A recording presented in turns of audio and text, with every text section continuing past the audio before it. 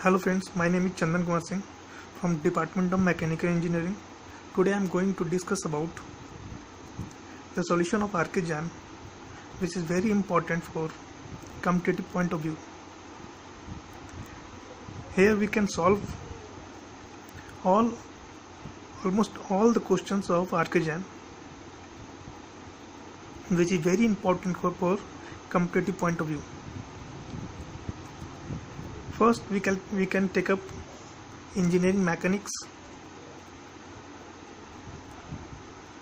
and then in subsequent classes we can discuss all other subjects of Archijan. First is engineering mechanics. Engineering mechanics.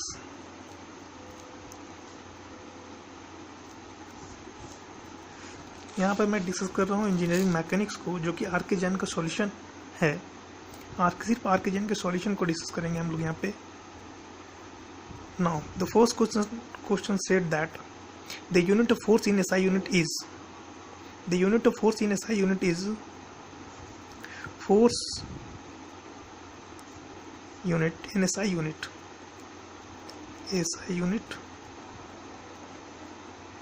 Newton. We know that, and CGS unit is dyne. 1 Newton is equal to 10 to the power 5 dyne, and what is force? Force is equal to mass into acceleration. Mass unit kg, acceleration यानी कि metre पर second square. This is known as newton.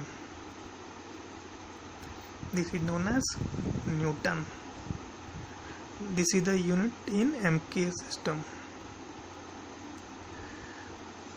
This is in SI system. 1 kg meter per second square is known as 1 Newton. Hence the unit of force is 1 Newton. Force is Newton. What is the second question? What is the unit of work or energy in SI unit? Work or energy in SI unit. Work is equal to force into displacement. Force is Newton meter. Newton meter is known as joule. Newton meter is known as joule. And work is also known as the capacity of doing work is called energy. तो work और energy का unit हो गया joule.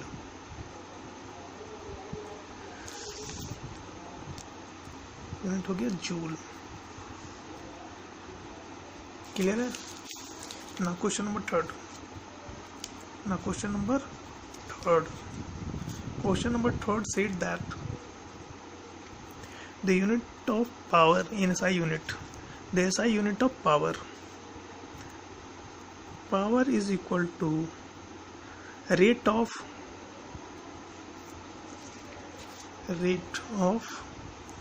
power is equal to rate of doing work. Rate of doing work.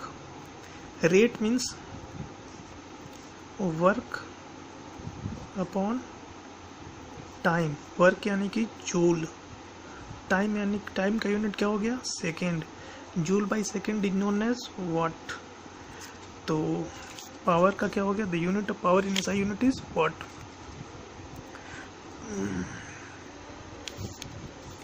What is concurrent force? Next क्या है? Concurrent force.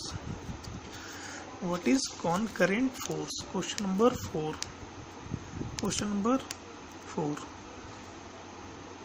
Concurrent force.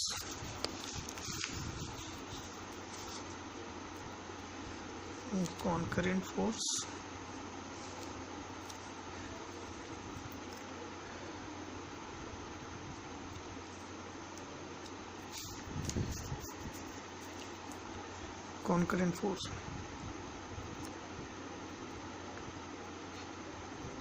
Concurrent force means number of forces acting at a point. Number of forces acting at a point, then this type of force is known as concurrent force. Forces are concurrent when the line of action of all the forces meeting at a point, meeting at one point. Next, forces are called coplanar. If the forces are called coplanar, that means all the forces lying on the single plane.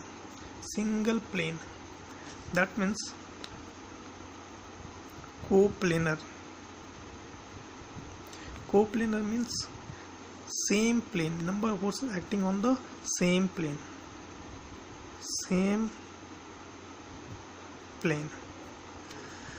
Or single plane. Either this is x, y, z. This plane is known as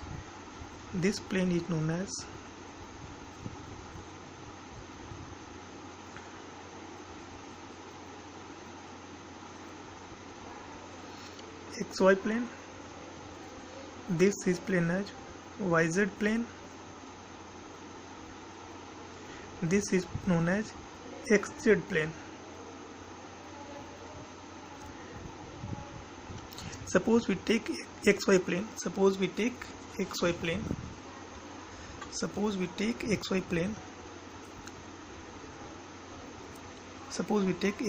This xy plane.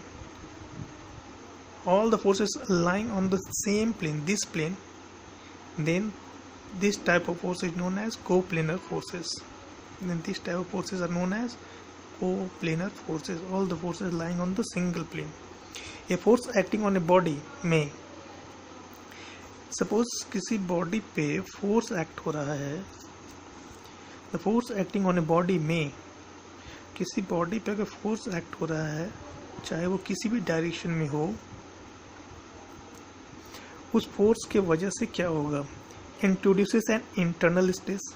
इस force की वजह से internal stress develop होगा. Balances the other forces acting on it. Yes, balances the other forces acting on it. Retards its motion. अगर ये body moving condition में है, मतलब एक्सीलेशन अगर A है, तो उस एक्सीलेशन को रिटार्ड भी कर सकता है ये फोर्स अगर इधर एक्सीलेशन अगर A है, कोई फोर्स लगा के इसको रिटार्ड भी किया जा सकता है. Retard means acceleration along negative direction. Retardation मतलब body moves in opposite direction. Change its motion. इसके मोशन को भी चेंज कर सकता है. मतलब कहने का मतलब है किसी बॉडी पे अगर फोर्स लगता है तो उसकी वजह से इंटरनल स्ट्रेस डेवलप होगा. Balance the other forces acting on it, retards it's motion, change its motion.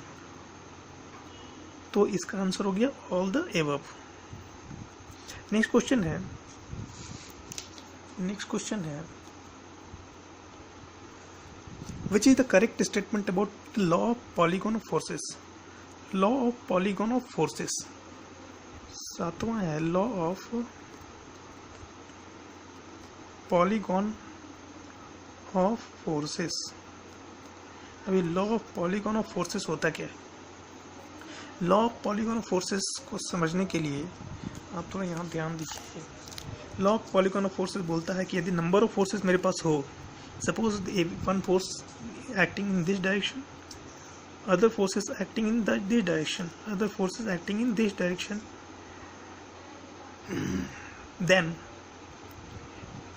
another is acting on this direction. If these forces are represented by the side of polygon in the same order, in the same direction and same magnitude, then the resultant of these forces are the final edge of the polygon. Final example में suppose को अगर add करना है, this is A, this is B, this is C and this is D, तो सबसे पहले हम अगर A ऐसे ड्रॉ करते हैं,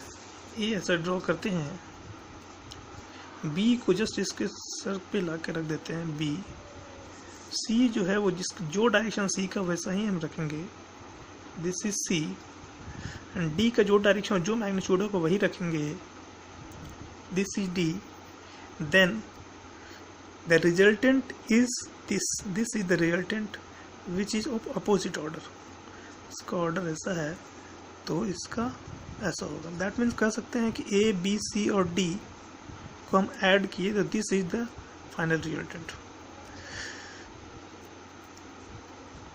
this is law of polygon. इसको और बढ़िया से देखने के लिए इसका स्टेटमेंट जो है वो देख लीजिए एक बार।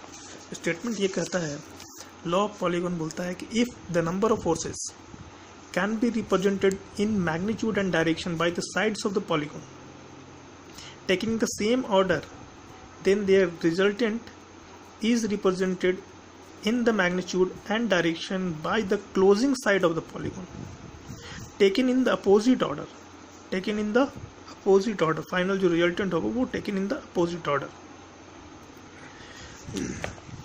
taken in the opposite order। अब हम लोग ऑप्शन में देखते हैं, ये जो स्टेटमेंट है स्टेटमेंट को ध्यान में रखिएगा।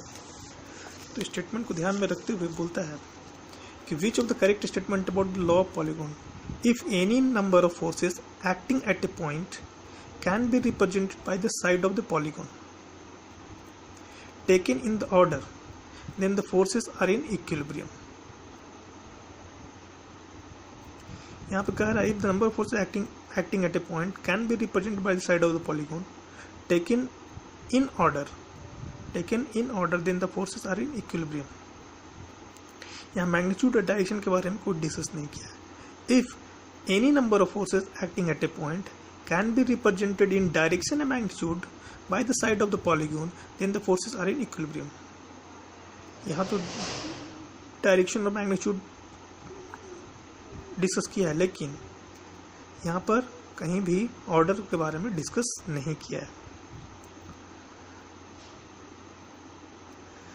If a polygon represented by the force acting at a point is closed, then the forces are in equilibrium। most static है इसका, if any number of forces acting at a point can be represented in direction and magnitude by the sides of the polygon, taken in order, direction magnitude discuss के taken in order, then the forces are in equilibrium. तो option number D is the correct option. Correct. Now next question number 8। Question number 8 के बारे में आ जाते हैं हम लोग।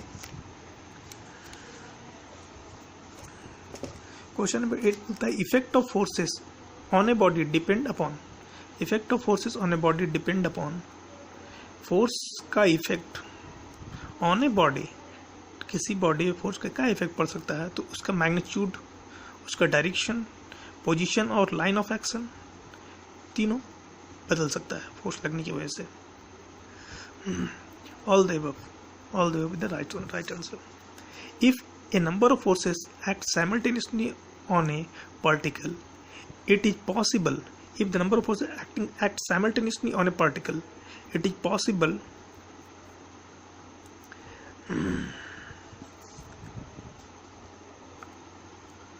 if the number of forces acting simultaneously on a particle, it is possible कि कोई पार्टिकल है, पार्टिकल पे नंबर ऑफ फोर्सेस एक्ट हो रहा है, तो उसको हम सिंगल फोर्स से रिप्रेजेंट कर सकते हैं। सब का रिजल्टेंट निकाल देंगे, जो रिजल्टेंट निकलेगा वो रिजल्टेंट एक सिंगल आर है। R is equal to A B C और D is equal to A plus B plus C plus D.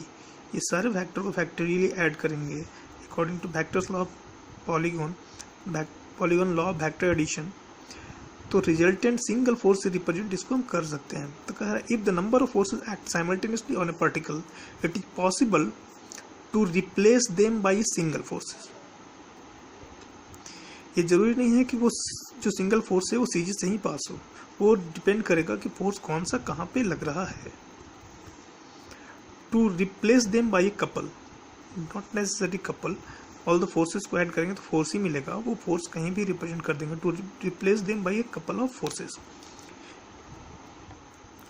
Now question number 10 कहता है if the resultant of two forces P and Q acting at an angle theta makes an angle alpha with P, then if the resultant of two forces P and Q acting at an angle theta, दो force है मेरे पास, दो force है, एक force suppose this है और दूसरा फोर्स सपोज दिस है, दोनों के बीच है theta, this is P and this is Q. If the resultant of two forces P and Q acting at an angle theta, P और Q के बीच का जो एंगल है वो थीटा है, तो makes an angle alpha with P, makes an angle alpha with P.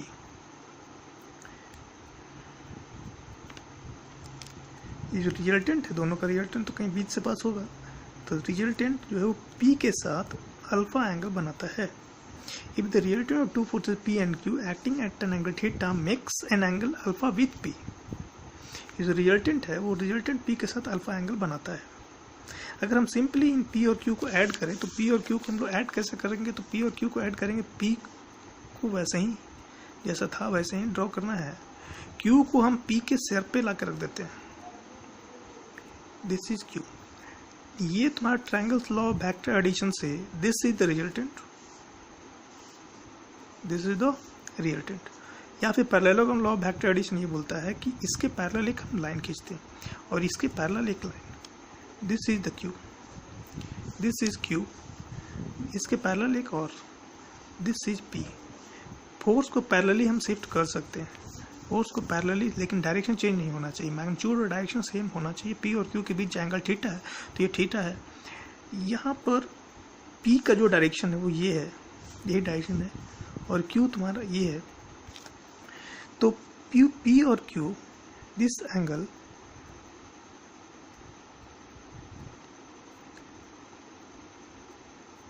के बीच जो एंगल है, P और Q के बीच का जो एंगल है वो थीटा है.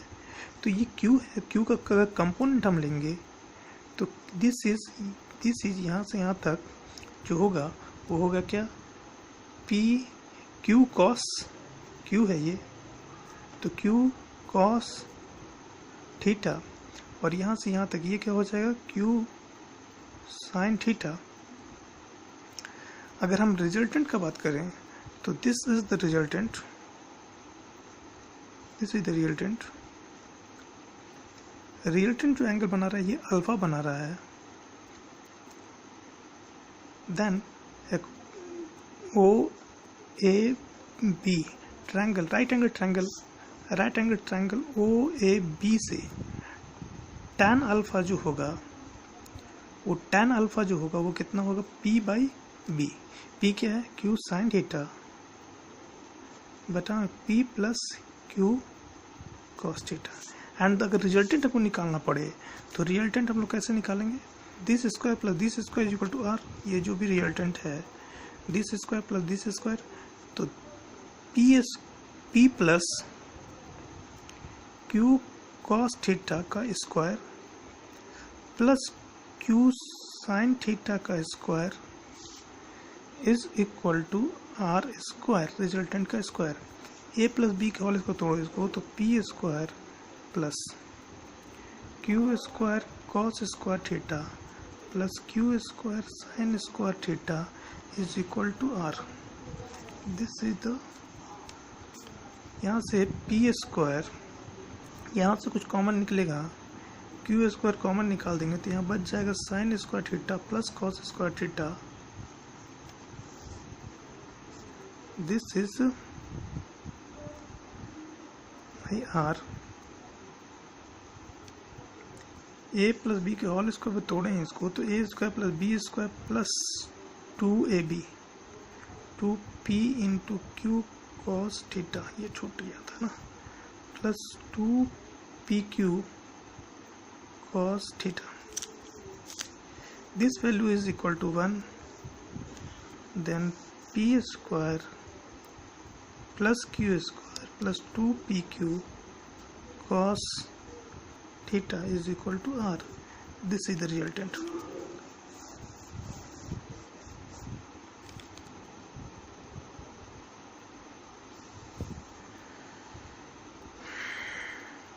बट इस क्वेश्चन में पूछा ये क्या है कि if the resultant of two forces P and Q acting at angle theta makes angle alpha with P, then tan alpha कितना होगा? तो tan alpha is equal to Q sin theta by P plus Q cos theta.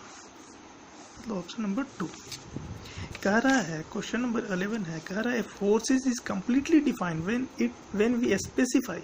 Force एक vector quantity है, उसको specify करोगे तो magnitude direction दोनों specify करना होगा और ये बताना होगा कौन से पॉइंट पे उसका एप्लीकेशन है. That means all of the above. Question number 12 ये बोलता है, क्वेश्चन नंबर 12 ये बोलता है, क्वेश्चन नंबर 12 ये बोलता है कि दो फोर्सेस है मेरे पास, दो forces. If two forces of magnitude P at an angle theta, दोनों फोर्स जो मेरे पास है वो कितना है? दोनों फोर्स जो मेरे पास है वो मैग्नीट्यूड P है, दोनों के बीच का एंगल है कितना? थीटा. दैट मीन्स हम अगर अभी देखें हैं कि this is P and this is Q, ये भी P है, ये भी Q की जगह भी जो है वो P है, दोनों के बीच का एंगल है थीटा. तो इस फॉर्मूला में ही रख देते हैं हम रिजल्टेंट के लिए. तो कितना हो जाएगा? P square plus 2 into P की जगह P, Q की जगह P और cos थीटा तो है ही है. तो क्या हो जाएगा? P square plus 2P square, P square 2P square plus 2P square cos theta. 2P square अगर बाहर कर देते हैं तो 1 plus cos theta, 1 plus cos theta, 1 plus cos theta is equal to 2 cos square theta by 2. 2 cos square theta by 2. 1 plus cos theta is equal to 2 cos square theta by 2. इसको यहाँ रख दो तो 2P square 1 plus cos theta is equal to 2 cos square theta by 2. 2 1 2 बाहर आ गया, P square 1 P बाहर आ गया, cos square theta by 2, तो यहाँ आ गया cos theta by 2. 2P cos theta by 2. This is the resultant. Question का option है 2P cos theta by 2. Next है क्वेश्चन नंबर 13. क्वेश्चन नंबर 13 ये बोलता है कि the algebraic sum of the resolved part of number of forces in a given direction is equal to the resolved part of their resultant in the same direction. This is the principle of. कह रहा है the algebraic sum of resolved part of number of forces. Suppose मेरे पास दो force है, मेरे पास दो फोर्स है, एक फोर्स है ये और दूसरा फोर्स भी इसी में, या फिर कोई दूसरा फोर्स मेरे पास ये है, दिस इज P है, दिस इज Q है. इसका जो कंपोनेंट हो गया वो अगर इस डायरेक्शन में अगर थीटा है ये हॉरिजॉन्टल के साथ, तो इसका कंपोनेंट हो गया P cos थीटा और y में हो गया P sin theta. Similarly Q का भी एक्स एक्सिस में जो कंपोनेंट होगा वो अगर बीटा है इन दोनों के बीच का एंगल, तो कितना हो जाएगा? ये हो जाएगा Q cos बीटा और ये क्या हो जाएगा? Q sin beta. अब अगर हम इसको ऐड कर दें, इसको ऐड कर दें तो इसको ऐड करेंगे टोटल एक्स एक्सिस में हो जाएगा तुम्हारे पास P cos theta plus Q cos beta. Y axis में हो जाएगा P sin theta plus Q sin beta. इसको अगर ऐड करोगे तो ऐड करने के बाद जो तुमको मिलेगा वो सेम P प्लस Q ही मिलेगा. This is known as resolution of forces का principle of resolution of forces. कह रहा है the algebraic sum of the resolve part of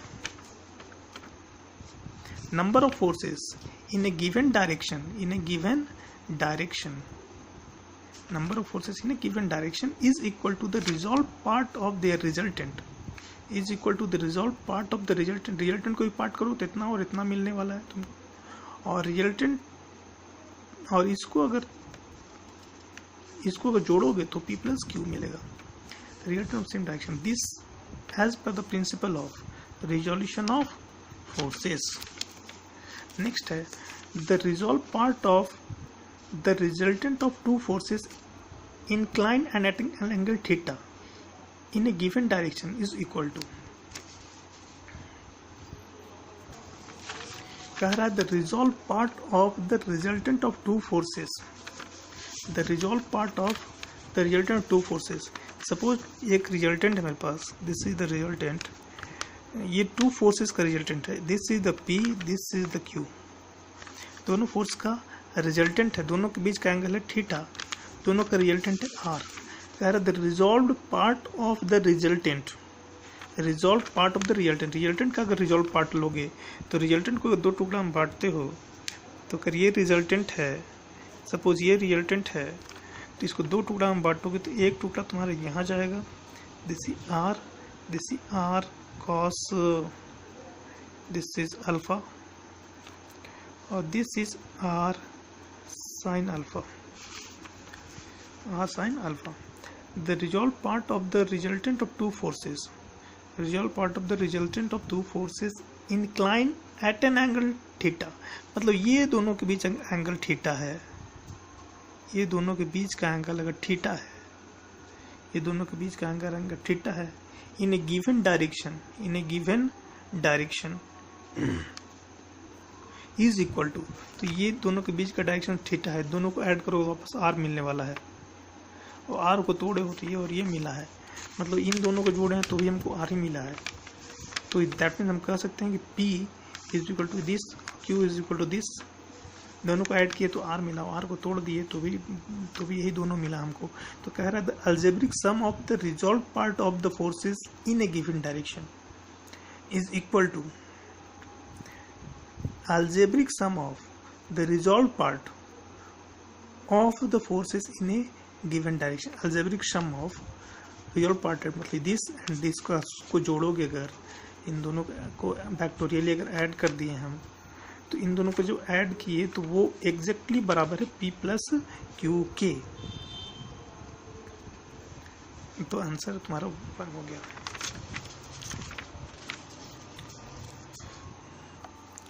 next question number 15, ये कहता है which of the following do not have identical dimension, do not have identical dimension, identical dimension नहीं होना चाहिए। तो सबसे पहला क्या है, moment and impulse, momentum and impulse. Momentum क्या होता है, मास इनटू वेलोसिटी, इम्पल्स क्या होता है, force into time, for small interval of time, force into time. Mass into force क्या होता है, मास इनटू एक्सीलरेशन, टाइम क्या है, टाइम। एक्सीलरेशन का यूनिट मास का यूनिट, मास को रहने दो, एक्सीलरेशन को हम क्या लिख सकते हैं, मीटर पर सेकेंड स्क्वायर, और टाइम का सेकेंड लिखते हैं। तो ये सेकेंड गया, तो क्या मिला, मीटर, मास इनटू मास यानी कि केजी इनटू मीटर पर सेकेंड, मतलब मास इनटू वेलोसिटी। और ये क्या मिलने वाला है, मास इनटू वेलोसिटी, ये दोनों मतलब सेम चीज है, दोनों का डायमेंशन सेम है, मास इनटू वेलोसिटी दोनों सेम है। Option number 2 B, torque and energy. Torque क्या होता है, torque force into perpendicular distance, force into perpendicular distance, this is known as torque. And energy क्या होता है, एनर्जी यानी वर्क क्या होता है, फोर्स इनटू डिस्प्लेसमेंट, दोनों सेम चीज है, एनर्जी और ये भी सेम है, force into displacement, force into R, दोनों का डायमेंशन सेम होने वाला है। टॉर्क एंड वर्क, सी कहेगा टॉर्क एंड वर्क, टॉर्क का भी जो है फोर्स इनटू डिस्टेंस, वर्क का फोर्स इनटू डिस्टेंस, ये भी सेम है। Kinetic energy and potential energy, दोनों एनर्जी है, दोनों का यूनिट सेम होगा, एनर्जी यानी कि जूल, एनर्जी का यूनिट जूल। नेक्स्ट है moment of force and angular momentum. Next क्या है, moment of force and angular momentum. Moment of force यानी क्या, फोर्स इनटू परपेंडिकुलर डिस्टेंस या कोई भी distance, moment perpendicular distance, moment की बात करेंगे, force into perpendicular distance. And angular momentum क्या होता है, मोमेंटम को हम लोग कह सकते हैं moment of momentum. Moment of momentum, moment of momentum मतलब मोमेंट मतलब perpendicular distance, momentum mass into velocity, mass into velocity, और मोमेंट का मतलब परपेंडिकुलर डिस्टेंस मतलब R, M V R, this is M V R, और this is force into R. Force को हम लिख सकते हैं mass into acceleration into R. तो यहाँ एम भी आर है, यहाँ एम ए आर है, that means this is the different, that means moment of force and angular momentum. Next क्या है, क्वेश्चन नंबर 16।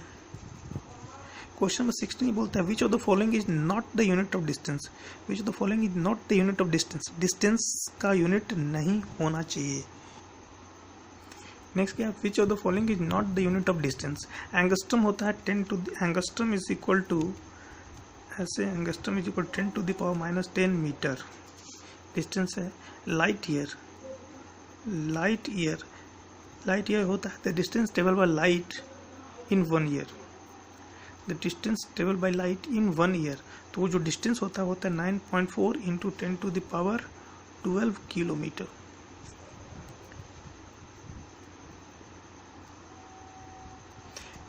नेक्स्ट है माइक्रोन, माइक्रोन क्या होता है 10 to the power -6 metre. Next है मिलीमीटर, मिलीमीटर क्या होता है, millimetre 10 to the power -3 metre. ये सब डिस्टेंस। माइलस्टोन, माइलस्टोन तो माइलस्टोन मतलब कोई अचीव किया, तो माइलस्टोन इसका ही होगा। नेक्स्ट पूछ रहा है क्वेश्चन नंबर 17। क्वेश्चन नंबर 17 पूछा जा रहा है, क्वेश्चन नंबर 17, क्वेश्चन नंबर 17 ये बोलता है which of the following is not the unit of power. Power होता क्या है, पावर होता है work upon time, rate of doing work is known as power. तो वर्क अपॉन टाइम, वर्क का क्या होता है जूल, बटा में टाइम का क्या होता है सेकेंड यानी वाट, एनर्जी बटा में सेकेंड है। तो इससे पहला है किलोवाट, तो किलोवाट जो है पावर का यूनिट है। हॉर्स पावर, तो हॉर्स पावर तो है ही है। किलो कैलोरी पर सेकेंड, किलो कैलोरी पर सेकेंड, किलो कैलोरी क्या होता है एनर्जी बटा में टाइम, एनर्जी बटा में टाइम, तो किलो कैलोरी पर सेकेंड भी होगा पावर का यूनिट। फिर है केजी मीटर पर सेकेंड, तो केजी मीटर पर second this is the unit of power है कि नहीं है वो थोड़ा देखना पड़ेगा। तो यहाँ पर देखो जूल बटा में सेकेंड, जूल को हम लोग लिख सकते हैं, जूल यानी वर्क, वर्क को हम लोग वर्क को लिख सकते हैं force into acceleration, force into acceleration, force into displacement, force को लिख सकते हैं mass into acceleration into displacement बटा में टाइम। मास को हम लिखते हैं केजी, एक्सेलरेशन को मीटर पर सेकेंड स्क्वायर, एक और मीटर बटा में टाइम।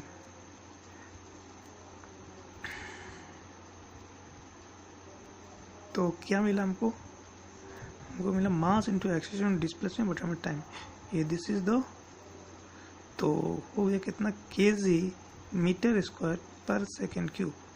तो ये कहने का मतलब ये जो चीज़ है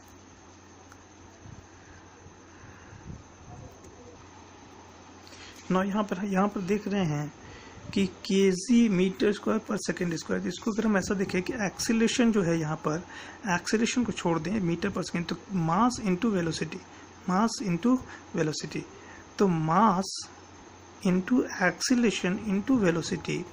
अगर केजीएफ यूनिट में लिखें, इसको केजीएफ यूनिट में लिखें, तो इसको हम एक्सेलरेशन जो भी होगा न्यूमेरिकल वैल्यू हो जाएगा, ठीक है, तो वो न्यूमेरिकल वैल्यू हो जाएगा और ये मिल जाएगा मास इनटू वेलोसिटी, मतलब केजी मीटर पर second square.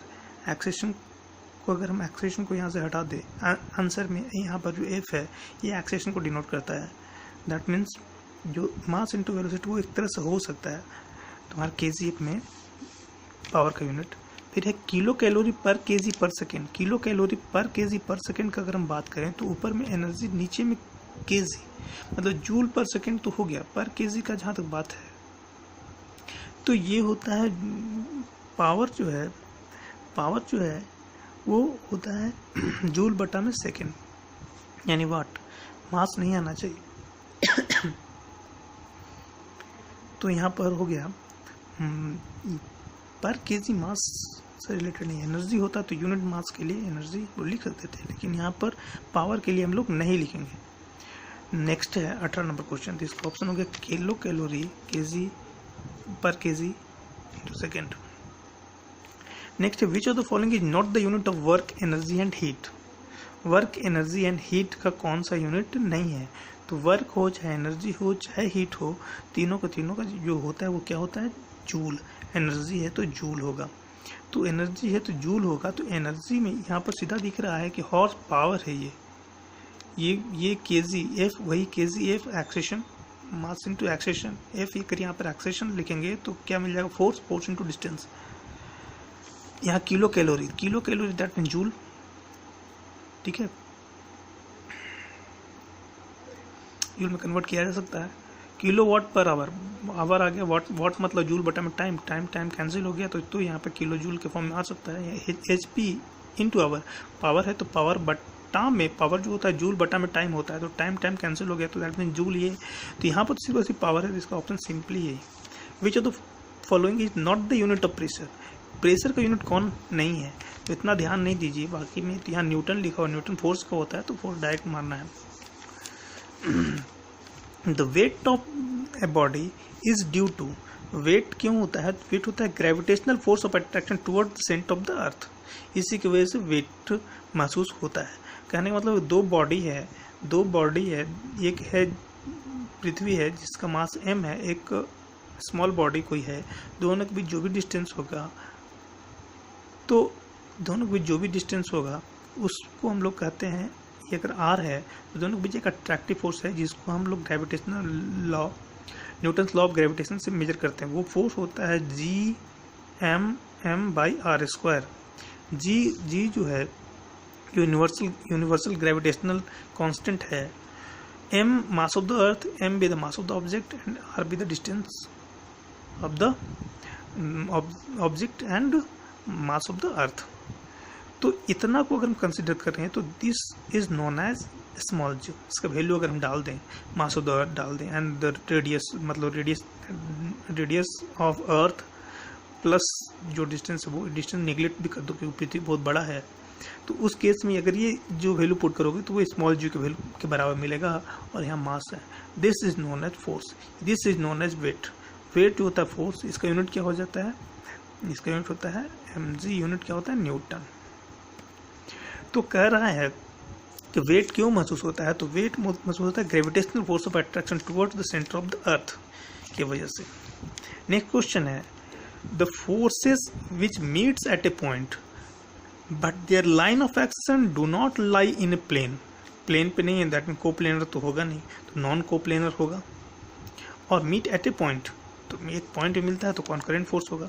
Simply when trying to turn a key into a lock the following is applied। तो following is applied, लॉक में अगर हमको लगाना है तो कपल अप्लाई करना होगा। कपल क्या होता है?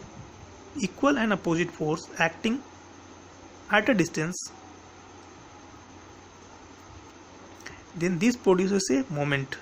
This moment at any point we can calculate, this moment is always F into A, this moment is known as couple,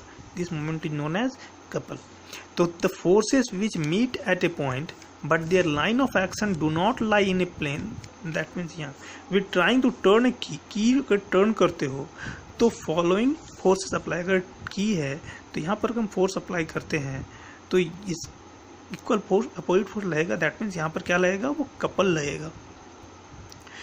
which of the following is not a scalar quantity. Scalar quantity कौन नहीं है? तो हाँ, scalar quantity जो है not a scalar quantity. तो time के पास direction नहीं होता है, मास के पास भी डायरेक्शन नहीं होता है, वॉल्यूम के पास भी डायरेक्शन नहीं होता है, डेंसिटी के पास भी डायरेक्शन नहीं होता है, लेकिन एक्सेशन के पास डायरेक्शन होता है। एक्सेशन वेक्टर क्वांटिटी है, ये स्केलर क्वांटिटी नहीं है।